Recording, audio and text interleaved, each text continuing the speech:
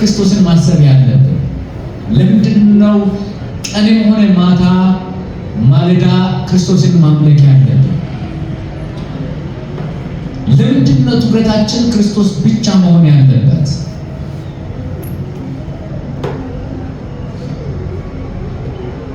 ለምንድነው ሃይማኖት መሰበክ የሚለበት? ሃይማኖት ስላችሁ የሰው ስራ ነው። ሃይማኖት ማለት የማን ስራ ነው? የሰው ስራ፣ የኛ ስራ። ወንጌልና ሃይማኖት ተቃራኒ ነው። ሃይማኖት የሰው ስራ ሲሆን ወንጌል የእግዚአብሔር ስራ ነው። ወንጌል የምስራች ነው። ወንጌል የምስራች ነው። ለምንድነው የምስራች የሆነው? እግዚአብሔር ራሱ ሰርቶ ጨርሶ ለኛ የሰጠን ነገር ነው። ለኛ ያቀረበልን ያበረከተልን ነገር ነው። ለዚህ ነው የምስራች የሆነው። የምስራች ነው። ጌታችን መድኃኒታችን ኢየሱስ ክርስቶስ በቀራንዮ ላይ ሰርቶ የጨረሰው ስራ ነው። የምስራች ነው ወንጌል። ሃይማኖት ግን የሰው ስራ ነው። ማለት ሰው እግዚአብሔርን ለማግኘት የሚያደርጋቸው ጥረቶች፣ ሰው እግዚአብሔርን ለማግኘት ምንም ይሁን እግዚአብሔርን ለማግኘት በራሳችን በኩል የምንጥረው ወይም የሆነ ነገራችን ይዘን በቃ ይሄ ያንን ነገራችን አይቶ እግዚአብሔር እንዲወድልን የምንጥረው ያ የኛ ነገር የሆነው ያ ጥረት ሃይማኖት ይባላል። ለምንድነው ሃይማኖትን ማድረግ መጥላት ያለብን? ለምንድነው መቃወም ያለብን? እሺ እኛስ ብቻ አይደለንም። እግዚአብሔርም ሃይማኖትን ይቃወማል፣ እግዚአብሔርን ይጠላል። ለምንድነው እግዚአብሔር ሃይማኖትን የሚቃወመው? ለምንድነው ወንጌሉን ብቻ የሚፈልገው? ለምንድነው ሕግ መሰበክ የሌለበት? አድርግና አታድርግ በቤተ ክርስቲያን ውስጥ መሰበክ የሌለበት ለምንድነው? ለምንድነው ፍልስፍና መሰበክ የሌለበት በቤተ ክርስቲያን ውስጥ? እኛ ፍልስፍና መስበክ ማድረግ የሌለብን ለምንድነው?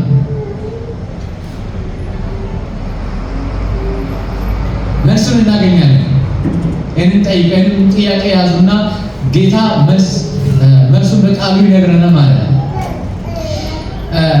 ምክንያቱም የትኛው የሰው ጥረትና ትግል የአየሩን አለቃ ዲያብሎስን፣ ሰይጣንን፣ ስልጣኑን፣ ኃይሉን ሊያሸንፍ ስለማይችል መጽሐፍ ቅዱስ ሲናገር ከእግዚአብሔር እንደሆነ ዓለም በመላ በክፉ እንደተያዘ እናውቃለን ይላል።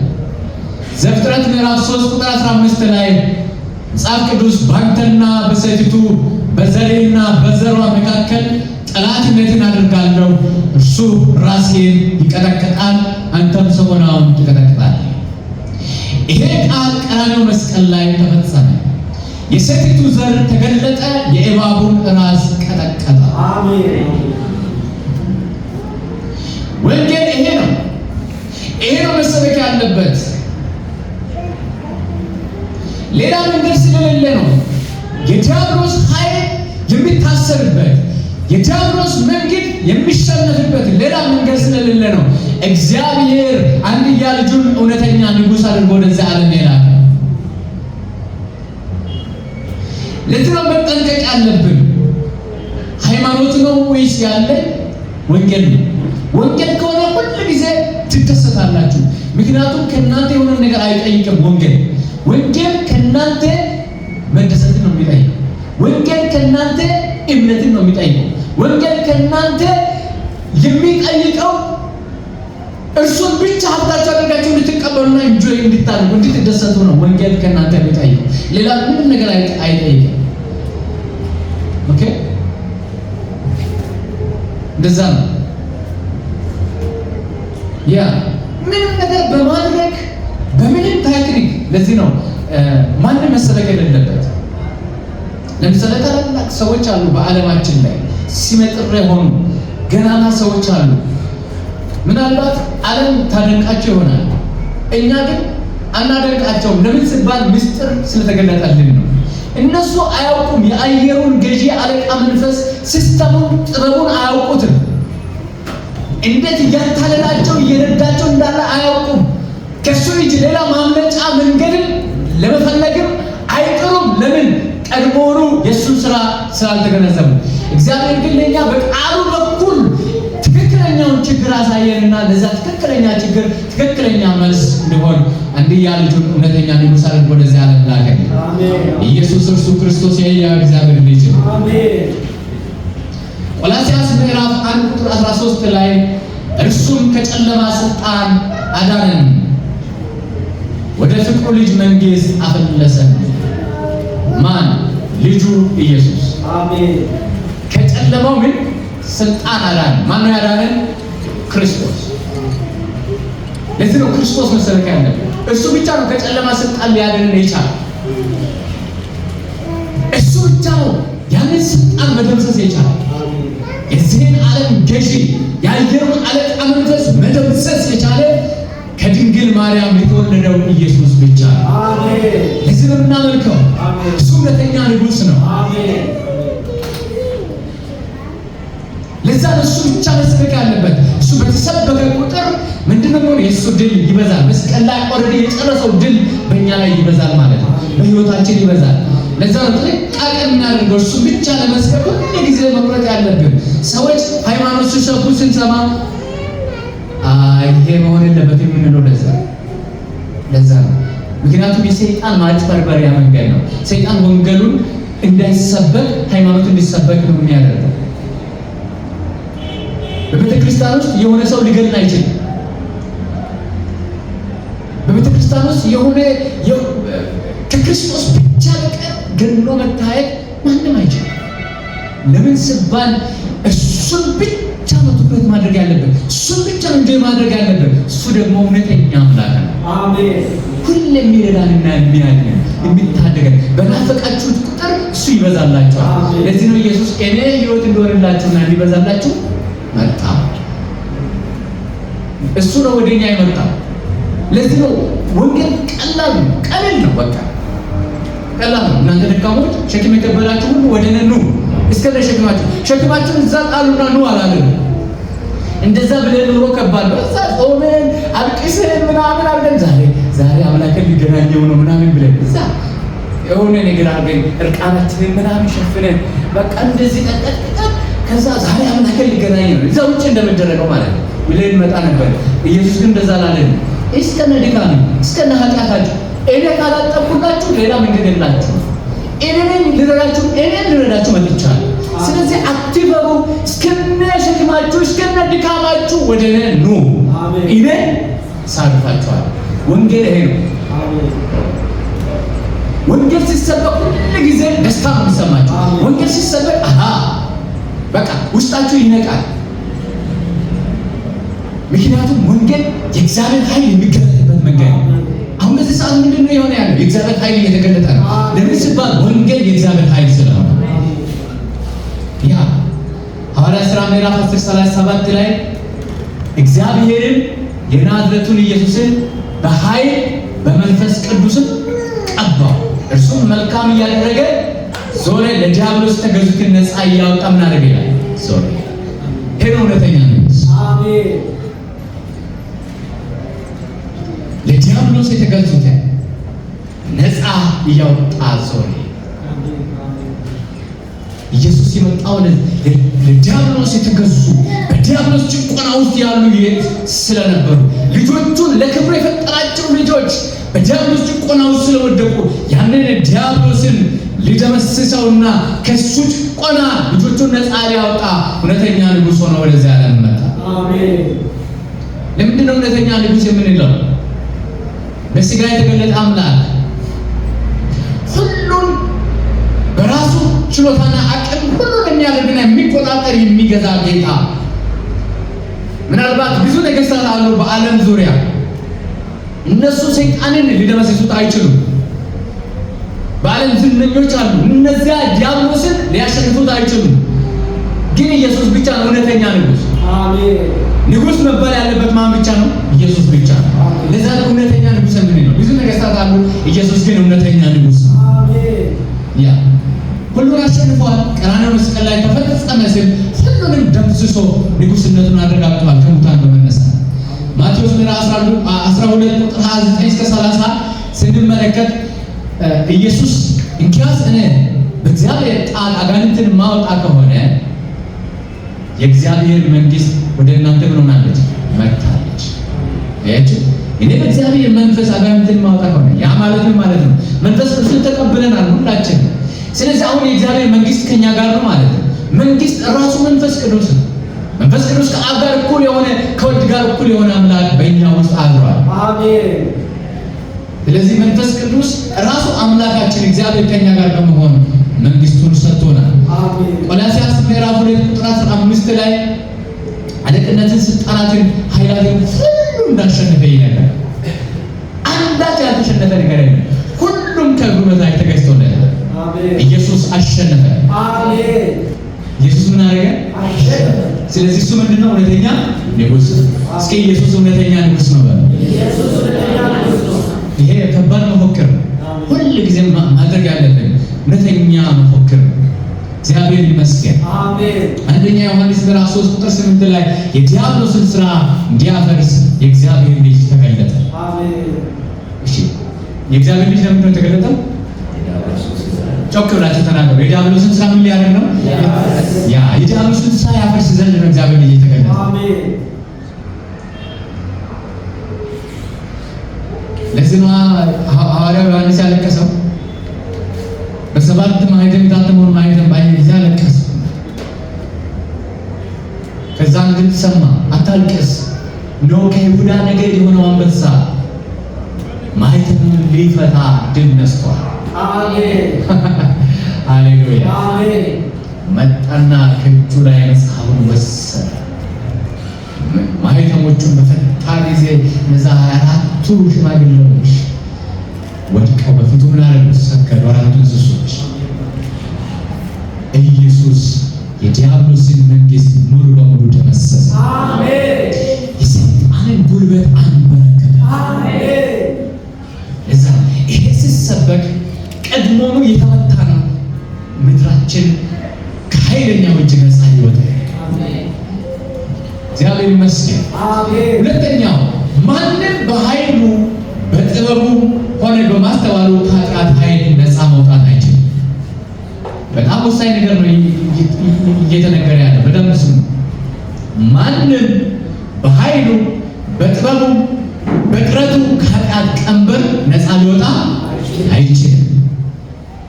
ኢየሱስ በተሰበከ ቁጥር ሰዎች ከኃጢአት ቀንበር ነፃ ይወጣል። አሜን። ሰዎች ከኃጢአት እስራት ነፃ ይወጣል። አሜን። ሰዎችን ከኃጢአታቸው ነፃ እንዲወጡ አታደርጉ በማለት አንረዳቸው። ወይም ደግሞ የሆነ መንገድ እንደዚህ በጥንቃቄ ለሽ እንደዚህ እያለን ከኃጢአታቸው ነፃ እንዲወጡ አናደርጋቸው። እሱ ሃይማኖት ይባላል። ሃይማኖት ይባላል። እሱ ሰዎችን የምንረዳቸው መንገድ ብቸኛው ያለንን ወንጌል እኛን ከኃጢአታችን ነፃ ያወጣል። ነፃ ሲያወጣን ለዘላለም ነፃ ያወጣል። ለዘላለም ቅዱሳን ያደረገን፣ ለዘላለም ከኃጢአት ባርነት እንድንላቀቅ የረዳንን ወንጌል እርሱንም ክርስቶስን በመስበክ ነው። አሜን። እዚህ ነው ኢየሱስ እርሱ እውነተኛ ካህን ነው። አሜን። ዘጸአት ምዕራፍ 3 ቁጥር 18 ላይ ለሙሴ እግዚአብሔር ይህን ምስጢር ሰጠው። ፈርዖን ቤት ግባና የእስራኤል አምላክ እግዚአብሔር ተገልጦልናልና የ3 ቀን መንገድ እንድንወጣና ለአምላካችን እንድንሰዋ ትፈቅድልናል ያለ። ፈርዖን ቢያምፅም እንኳን እምቢ ብልም እንኳን ለቀቀ። ለምንድን ነው? እንዴት ለቀቀ ሲባል የደሙ ምስጢር ነው የታወጀው። የደሙ ምስጢር ነው የታወጀው። ወንጌል ነው የታወጀው። የእግዚአብሔር ኃይል ነው የታወጀው። የእግዚአብሔር ስራ ነው። ለዚህ ነው ፈርዖን ወደደም ጠላ ምን አደረገ? ለቀቀ። ወንጌል ሲሰበክ ሰዎች ከኃጢአት ስራት ነፃ ይወጣሉ። በቃ ኃጢአት ሊቆጣጠራቸው አይችልም። ለምን ሲባል የደሙ ጉልበት ነው። እግዚአብሔር በቀራንዮ ላይ የሰቀለው ልጁ ያፈሰሰው ደም ዛሬም ሕያው ነው። ዛሬም ትውልድን ከኃጢአት ስራት ነፃ ያወጣል። ያ ብቻ አይደለም፣ ከኃጢአት ከርስ ሁሉ ነፃ ያወጣል። ለዚህ ወንጌል መሰበክ አለበት። ሃይማኖት ሳይሆን መሰበክ ያለበት ምንድን ነው? መሰበክ ያለበት ወንጌል ነው መሰበክ ያለበት። ዘሌዋውያን ምዕራፍ 17 ቁጥር 11 ጀምሮ ስትመለከቱ ለኃጢአታችሁ ማስተሰሪያ እንዲሆን ደሙን በመሰዊያው ላይ ሰጥቻለሁ። ከሕይወቱ የተነሳ ደሙ ከኃጢአታችሁ ሁሉ ያስተሰርይላችኋል። ከሕይወቱ የተነሳ ከሕይወቱ የተነሳ አያችሁ፣ የእኛም ሕይወት ደማችን ውስጥ ነው ያለው። ሕይወት ደም ውስጥ ነው። የሕይወት መገኛ ደም ነው። ለዚህ እግዚአብሔር ምን አለ? ደሙ ሰጥቻለሁ። ለምን? ለኃጢአታችን ማስተሰሪያ ይሆን ዘንድ። ምክንያቱም ከሕይወት የተነሳ ደሙ ያስተሰርያልና። ክርስቶስ በመስቀል ላይ ሲሞትልን የገዛ ሕይወቱን ነው ይሰጣል። ክርስቶስ በቀራንዮ ላይ ደሙን ሲያፈስ የገዛ ሕይወቱን በመስጠት ነው እኛን ከኃጢአታችን ኃይል ሙሉ በሙሉ ነፃ ያወጣል። አሜን። ዕብራውያን ምዕራፍ 9:22 ላይ ከጥቂት ነገር በቀር ሁሉም የትኛውም ኃጢአት በምን ይነጻልናል? በደም። አሜን። ለዚህ ነው እውነተኛ ካህን ያስፈልጋል። ይሄ ካህን የከብቶችን፣ የጥጆችን፣ የፍየሎችን ደም ይዞ አይደለም ወደ ሰማያዊቱ ድንኳን የገባው። የገዛ የራሱን ደም ይዞ ነው ወደ ሰማያዊቱ ድንኳን የገባው። ምን ሊያደርገን? የሚቀደሱትን ለዘላለም ፍጹማን ሊያደርጋቸው። አሜን። ጌታ ሲቀድሰን ለዘላለም ፍጹማን ያደርጋል። ደስ አይልም? ክብር ለጌታ ይሁን። አሜን። ኢሳይያስ ላይ ደግሞ ሲናገር አጣሉ እንኳን ሊያጥቡ ከሚችለው በላይ ታነጻናለህ ይላል። ከበረዶ ይልቅ ታነጻኛለህ ይላል ኢሳይያስ። በምንም መንገድ መንጻት የማንችለውን እግዚአብሔር በልጁ በክርስቶስ ደም አነጻ። አሜን። እዚህ ክርስቶስ ደም ሲሰበክ፣ ወንጌል ሲሰበክ የሚሆነው ነገር ሁሉ ጊዜ ነው። አሁን ምንድነው እየሆነ ያለው? በዚህ ሰዓት እየሆነ ያለው ያኔ በፈርዖን ፊት ሙሴ ባወጀና እስራኤላውያን ይህን ተግባራዊ ባደረጉ ጊዜ ምንድነው የሆነው? መቅሰፍት አለፈ። መቅሰፍቱ ለእኛ ለእስራኤላውያን በረከት ነው። እስራኤላውያንን ሊነካቸው አልቻለም። ለእስራኤላውያን ነፃ መውጫ መንገድ ነው። ለግብፃውያን ግን መቅሰፍት ነው። ለምን ሲባል ደሙ የላቸው። ደሙ ውስጥ አልተጠለሉ። ደሙ ውስጥ የተጠለለ ግን ከየትኛውም በኃጢአት ምክንያት ከሚመጣው ቁጣ ተሰውረዋል። አሜን። እስኪ ከቁጣ ተሰውሬያለሁ በቃ።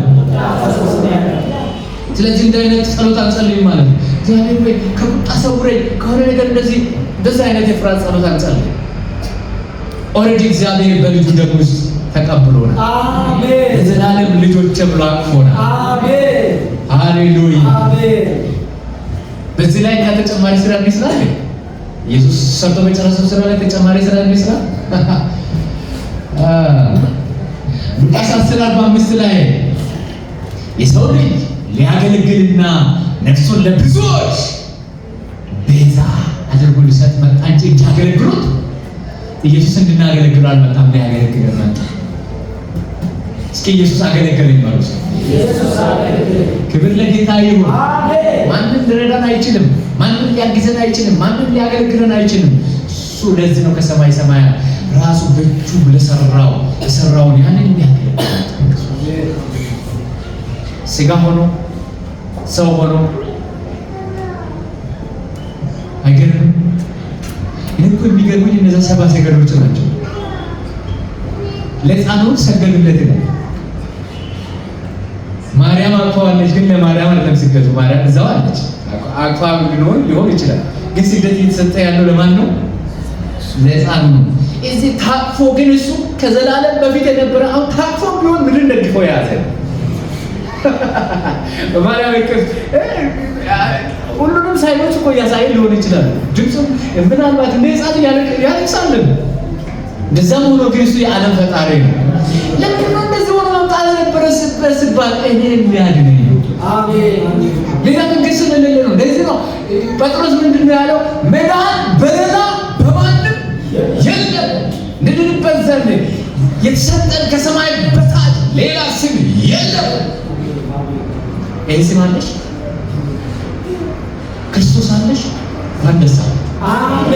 ደስታችሁ በምንም መንገድ የሚለዋወጥ አይደለም። ደስታችሁ ቋሚ ነው። አሜን። ሁሉ ጊዜ ብቻ ነው ወንጌል አስቡ እንጂ ደስታችሁ ይታደሳል። አሜን። እግዚአብሔር ይመስገን። አሜን። ሮሜ ምዕራፍ 3:23 ላይ ሁሉ ኃጢአትን ሰርተዋል የእግዚአብሔርን ክብር ጎድሏቸዋል ይላል። ሁሉ ኃጢአትን ስለሰራ እነዛ በኃጢአት ስርዓት ውስጥ የነበሩትን ነፃ ለማውጣት እግዚአብሔር አንድያ ልጁን ወደዚህ ዓለም ላከ። አሜን። እግዚአብሔር ይመስገን። አሜን። ለዚህ ኢየሱስ በእጅ ወደ ተሰራች ድንኳን አልገባም። በምድር ብዙ ካህናቶች ነበሩ በብሉይ ኪዳን ዘመን። እነዛ በምድር እጅ በተሰራ ቤተ መቅደስ ውስጥ ያገለግሉ ነበር። ያለ እረፍት አይቀመጡም ነበር። ወንበር እንኳን አልነበረም። በቅድስት ውስጥ ወንበር አልነበረም። ለምን ሲባል አገልግሎቱ ቀጣይነት ያለው ያለ እረፍት የሚያገለግሉት። ኢየሱስ ግን ወደ ሰማያዊቱ ድንኳን ሲገባ በአብ ቀኝ ተቀመጠ ይላል። ለምን ሲባል አገልግሎቱ ጨርሷል። ቀራንዮ መስቀል ላይ ምንድን ነው ያለው? ተፈጸመ። የማን ነገር ነው ተፈጸመው? እስኪ የኔ ነገር ተፈጸመ በሉ። የኔ ስራ ተፈጸመ በሉ። ስራ ጨረሰ ሰው ምንድን ነው የሚያደርገው? ያጥፋታል። ለዚህ ነው ረፍ ብላችሁ ይቻላል። ሁሉም ስላለቀ አንፋቸዋል። እግዚአብሔር ይመስገን። አሜን። ግሩም አሳረፈን ጌታ። አሜን። ክብር ለጌታ ይሁን። አሜን። ሌላው ማንም ከሲኦል ኃይል ከሞት ጋር በራሱ መዳን ስለማይችል ወንጌሉ ብቻ መሰበክ አለ።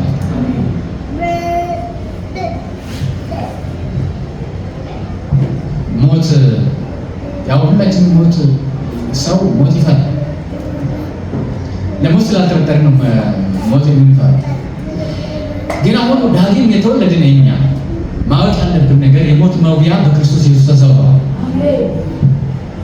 ከእንግዲህ ሞት አንፈራም። ለምን ሲባል በቀኛ የሆነ ጀግኖች የሆነ ነገር ስለሆነን አይደለም። መንፈስ ቅዱስ እኛ ውስጥ ያለ የሚመጣውን ነገር ሁሉ ይነግረናል። ሞት እንደተሸነፈ መንፈስ ቅዱስ ያረጋግጥልናል። አሜን አሜን። ያ እግዚአብሔር ይመስገን። አሜን። ኢሳይያስ ምዕራፍ 7:14 ላይ ጌታ ራሱ ምልክት ይሰጣችኋል፣ እነሆ ድንግል ጸንሳለች፣ ወንድ ልጅን ስሙንም አማኑኤል ብላ ትጠራለች። አማኑኤል ማለት እግዚአብሔር ከማን ጋር ማለት ነው? ከእኛ ጋር ማለት ነው። ሞት ማለት ከእግዚአብሔር መለየት ማለት ነው። ከእግዚአብሔር ተለይተን ላለን ወይም ደግሞ ሙታን ለሆንን እኛ እስካለንበት በመምጣት ነው ህይወት የሆነ ነው። አያችሁ፣ ሙታን ነን፣ ወደ እሱ መሄድ አንችልም። የሞተ ነገር መንቀሳቀስ ይችላል? አይችልም። ልክ እንደዛ ነው። ምንም ብናደርግ ወደ እግዚአብሔር መሄድ አንችልም። ሙታን እንደሆነ መጽሐፍ ኤፌሶን ምዕራፍ 2:1 ላይ በኃጢአታችሁና በበደላችሁ ምን ነበራችሁ ይላል? ሙታን ነበራችሁ ይላል። ብዙ ሰዎች አለው ይላሉ። ግን መጽሐፍ ቅዱስ ምንድን ነው የሚለው? ሙታን ነው።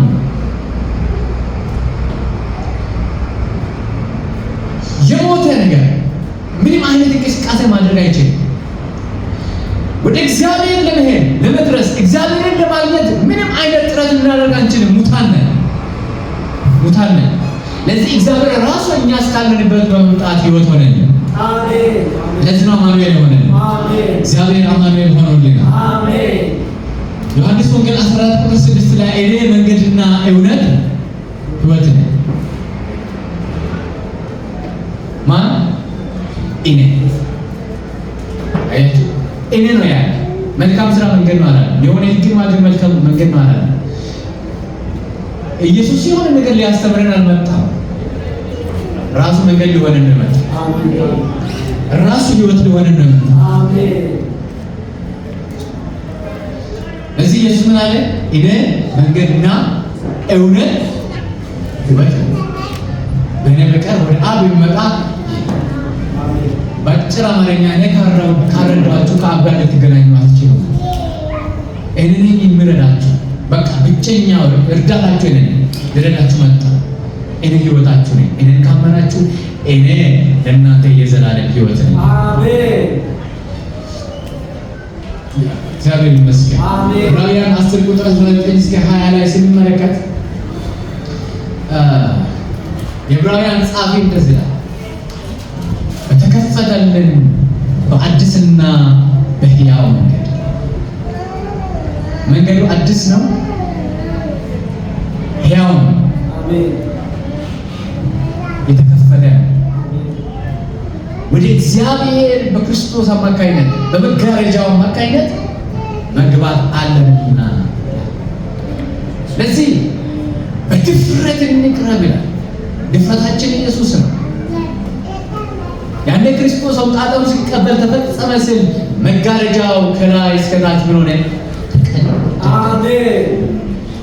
ኃጢአተኛውና ቅዱሱ እግዚአብሔር ፊት ለፊት ተያዩ።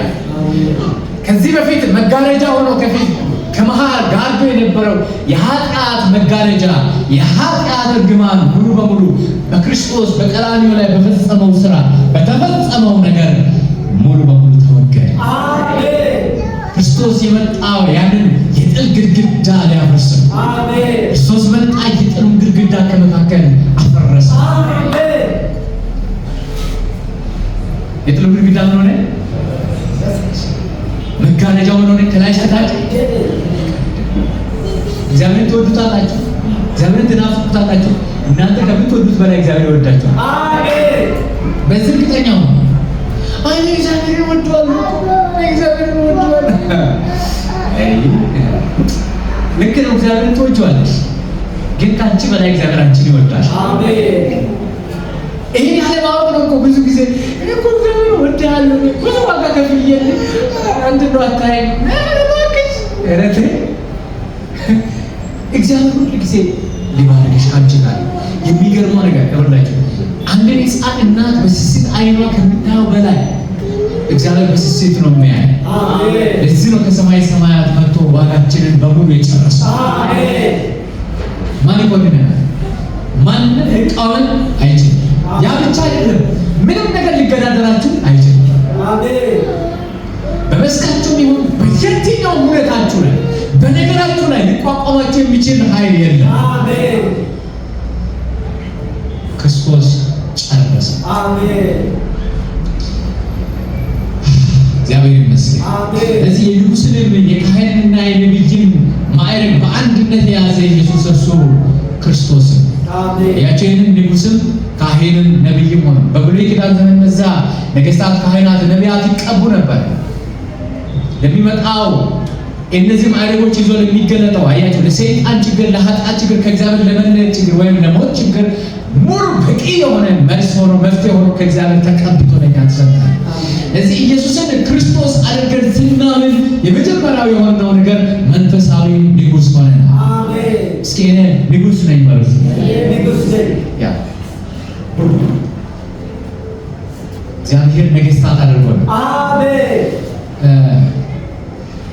መንፈሳዊ ንጉሥ ያደርገን እግዚአብሔር ለምንድን ነው መንፈሳዊ ንጉሥ ሊያደርገን የፈለገው?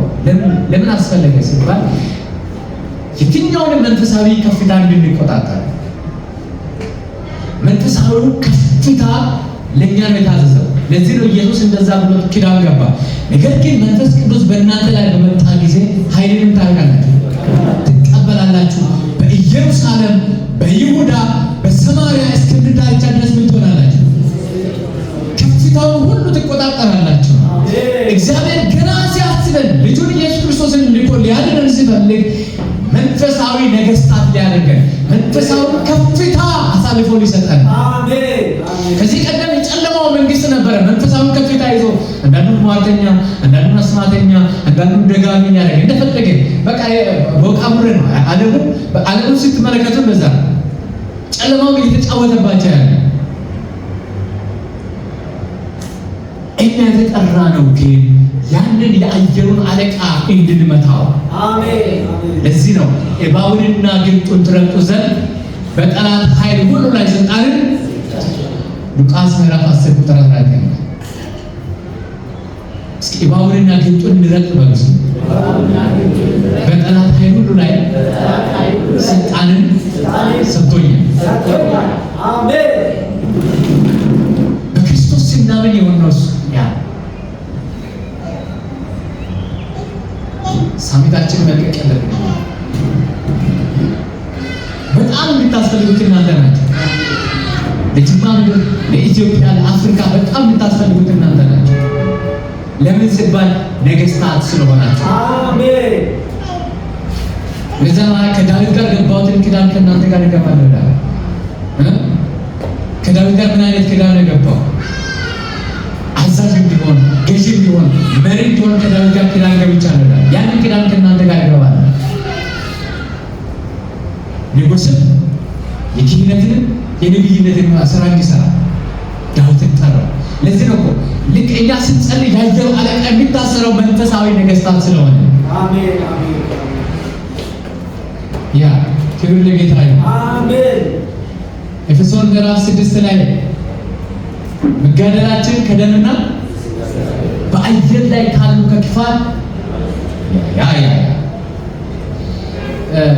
በመጽሐፍ ቅዱሳችን ውስጥ ቅርቶችን እናገኛቸዋለን። ለምሳሌ ኤልሳዕን ስትመለከቱ እነዛ ሰራዊቶች ተልከው ወደ ሰማርያ ሲመጡ ኤልሳዕ አንድ ነገር ነው ያለው። እነዚህ ሰራዊቶች አይናቸው እንዲታወር ጸልያለሁ። አይናቸው ምን ሆነ? ያያሉ ግን አያዩ። ያያሉ ግን አያዩ። ከዛ ማለት ነው የምትፈልጉ አይ ሰማርያ የምትፈልጉትን አሳያለሁ። ኤልሳዕ ነው የምትፈልጉት ነው አሳያቸዋለሁ። ኤልሳዕ ራሱ ነው አሳያቸዋለሁ ብሎ ወስዶ ወደ ማይወጡበት ሰራዊት መሀል ከተታቸው። ከዛ አሁን አይናቸውን ከፈተ። አይናቸውን ሲከፍቱ ነገሩ ሌላ ነው። ከዛ አንድ ያልገባው ንጉስ ደግሞ አለ፣ የሰማርያ ንጉስ። ጌታ ሆይ ላጥፋቸው እንዴ? ልግደላቸው እንዴ? ጌታው እንጂ የሚበሉትን አቅርብና በልተው ጠጥተው ይሄዳሉ። ኢየሱስ ጌታ አሜን። እስኪ ሳልዋጋ አሸንፋለሁ። መንፈሳዊ ነገስታት የመሆናችን ምስጢር ምን እንደሆነ ታውቃላችሁ? ንጉስ ብሎ ብቻውን ይንቀሳቀሳል። ምን አለ? ሰራዊት አለ፣ ትጥቅ አለ፣ ብዙ ነገር አለ። ወጣችሁ ሲገቡ ብቻችሁን የወጣችሁ የገባችሁ ይመስላል። አይደለም። ነገስታት እንድትሆኑ ገና ዓለም ሳይፈጠር በፊት እግዚአብሔር ዲዛይን አድርጎ መርጧችሁ ነው ወደ ራሱ ይጠራችሁ። አሜን። አሁን በዚህ ከተማ ስትመላለሱ ማዕረጋችሁን ማንነታችሁን አውቃችሁ ተመላለሱ።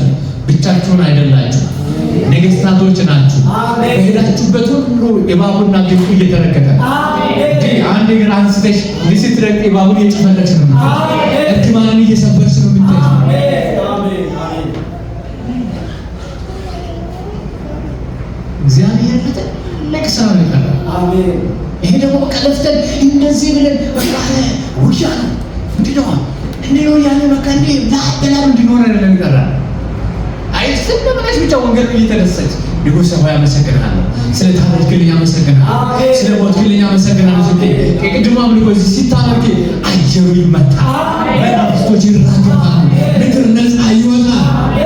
ምን ያክል ወሳኞች እንደሆነ ነው ያለከተማ ለኢትዮጵያ እንዴት ወሳኞች እንደሆነ ይሄንን ያለ የተከፈለልን ዋጋ አሜን። ቀራንዮ ላይ የሞተው የታረደው በግ አሜን። ነገስታት አሜን። ክብር ለጌታ ይሁን አሜን። እስኪ እኔ ንጉስ ነኝ በሉ። እሰይ ወይየው ክብር ለጌታ ይሁን አሜን። ያ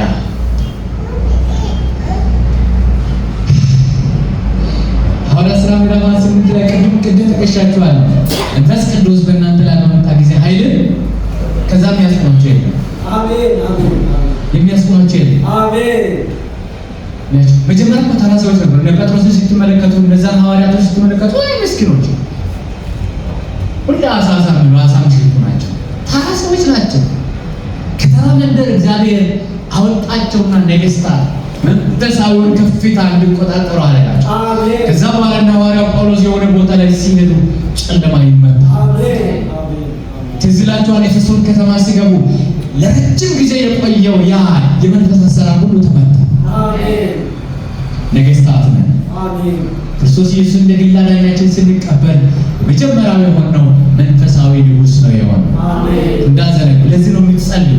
ስትጸልዩ ምን የሆነ እንዳለ እርግጠኛው ሁሉ አመስግኑ ጌታ። አሜን።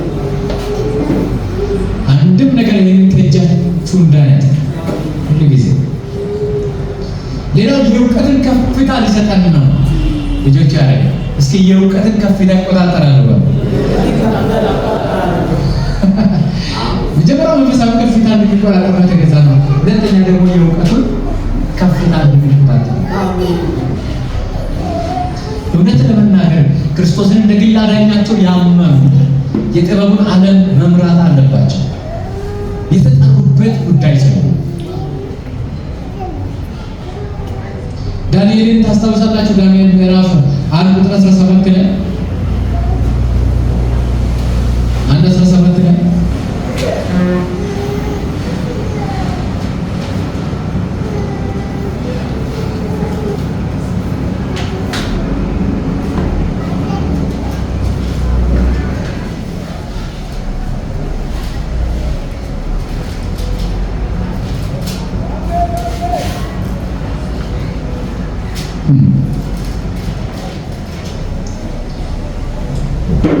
እንደዚህ ይላል፣ ለእነዚህም ለአራቱ ብላቴኖች እግዚአብሔር በትምህርትና በጥበብ ሁሉ እውቀትንና ማስተዋልን ሰጣቸው።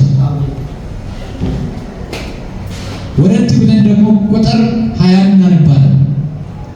ንጉሡም በጠየቃቸውና በጥበብና በማስተዋል ነገር ሁሉ በግዛቱ ሁሉ ከሚኖሩ የሕልም ተርጓሚዎችና አስማተኞች ሁሉ እነርሱ 10 እጅ የበለጡ ሆነው አገኛቸው።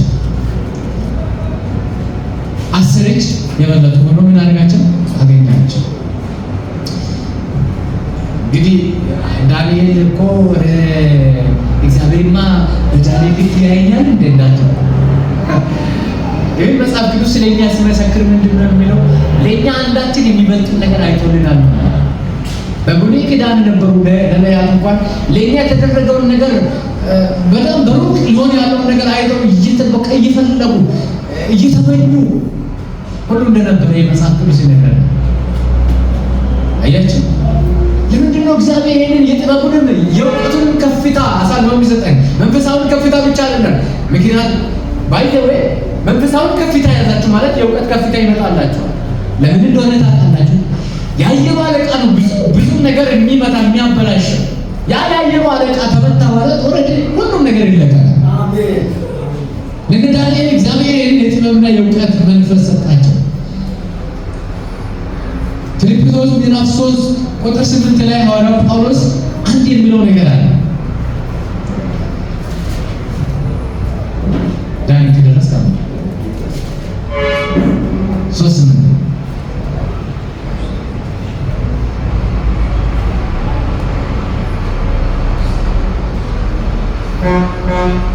ድረስ እሺ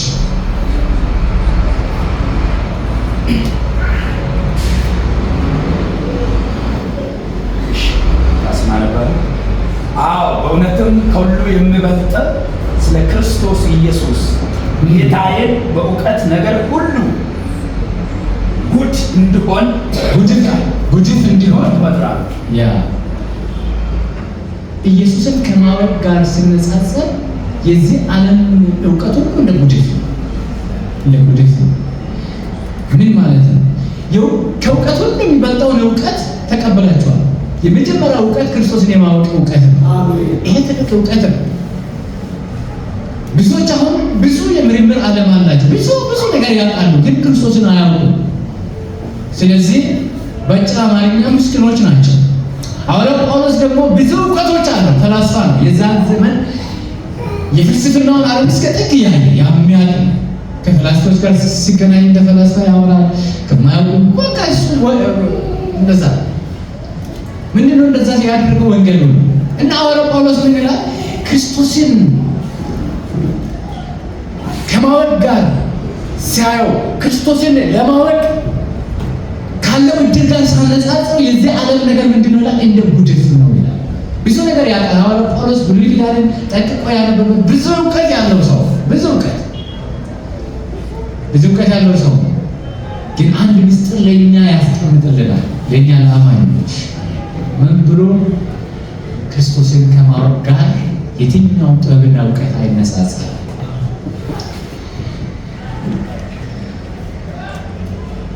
ግንሳ ክርስቶስን ማወቅ ብቻ አይደለም፣ የእውቀቱንና የጥበቡን ከፍታ ደግሞ እግዚአብሔር ሊሰጠን ነው የታለ። አሜን።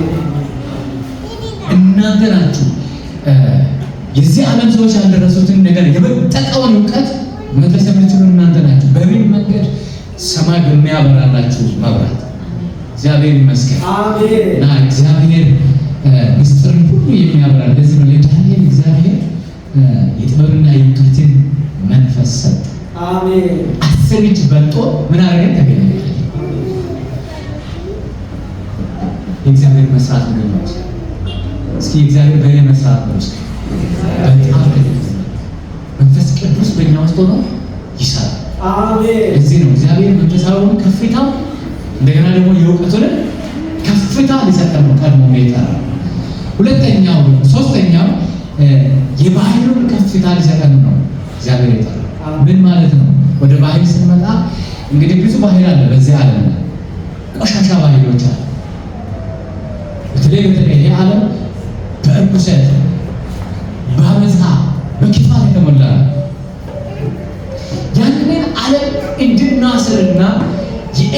እግዚአብሔር ከባህል ሁሉ የሚበልጠውን ባህል የጽድቅን የቅድስናውን ዓለም የእግዚአብሔርን መንግስት ዓለም በዚህ ዓለም ላይ እንድናውጅ እግዚአብሔር ለባህሉን ከፍታ ምናደርገን ጠራ። አጉል ባህሎች ከኛ የተነሳ ምን ይሆናል? ከምድሪቱ ላይ ይወገዳል። በእኛ ምክንያት ከተማ ነፃ ይወጣል። በእኛ ምክንያት አገር ነፃ ይወጣል። በእኛ ምክንያት ኢትዮጵያ ይድናል። ታምናላችሁ? እንደዚህ በልጁ በኢየሱስ ክርስቶስ ያመኑ ይህንን ከፍታ ይቆጣጠራሉ። የተሳውን ከፍታ ይቆጣጠራሉ። እንደገና ደግሞ የጥበቡንም የእውቀቱን ከፍታ እናደርጋለን ይቆጣጠራሉ። የባህሉንም ከፍታ እናደርጋለን ይቆጣጠራሉ። ሰይጣን ይህንን ዓለም በክፉ ባህል ሊሞላ ነው የሚፈልገው። ነገር ግን እኛ ባለንበት ከተማ፣ እኛ ባለንበት ምድር፣ እኛ በረገጥንበት ስፍራ ክፉ ባህል ሊነግስ አይችልም። እግዚአብሔር ይመስገን። ሐዋርያት ሥራ ምዕራፍ 19 ቁጥር 8 እናነባለን።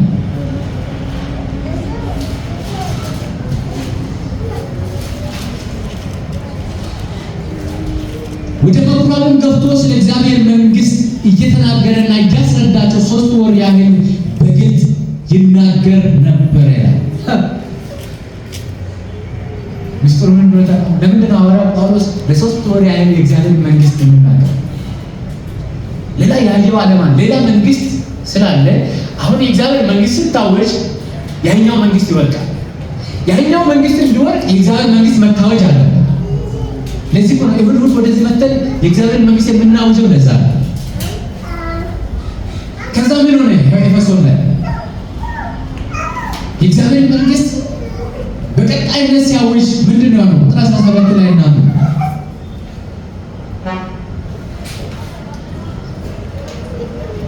ይህም በኤፌሶን በሚኖሩት ሁሉ በአይሁድና በግሪክ ሰዎች ዘንድ የታወቀ ሆነ። በሁላቸውም ላይ ፍርሃት ወደቀባቸው። የጌታም የኢየሱስ ስም ተከበረ። አምነውም ከነበሩት እጅግ ሰዎች ያደረጉትን እየተናዘዙና እየተናገሩ ይመጡ ነበር። ከአስማተኞች ብዙዎች መጽሐፋቸውን ሰብስበው በሰው ሁሉ ፊት አቃጠሉት። ዋጋውን ቢታሰብ 50,000 ብር ሆኖ ተገኘ። እንዲሁም የጌታ ቃል በኃይል ያድግና ያሸንፍ ነበር።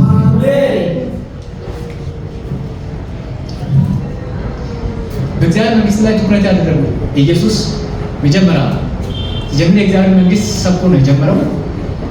ከዛ ለ40 ቀን ሌላ ነገር ሳያወራ ስለ እግዚአብሔር መንግስት ብቻ። ለምን ሲባል ትኩረት የእግዚአብሔር መንግስት የግዴታ መምጣት አለ። የእግዚአብሔር መንግስት ሲመጣ ሌላው መንግስት ዞር፣ ሌላው መንግስት ይመታል። ኤፌሶን ላይ ሐዋርያው ጳውሎስ ያደረገው ይሄ ነው። ለ3 ሳምንት ያክል በቀጣይነት የእግዚአብሔር መንግስት ሰበከ፣ አወጀ። ለዚህ ነው ቅድም ምንድነው እግዚአብሔር የተናገረን?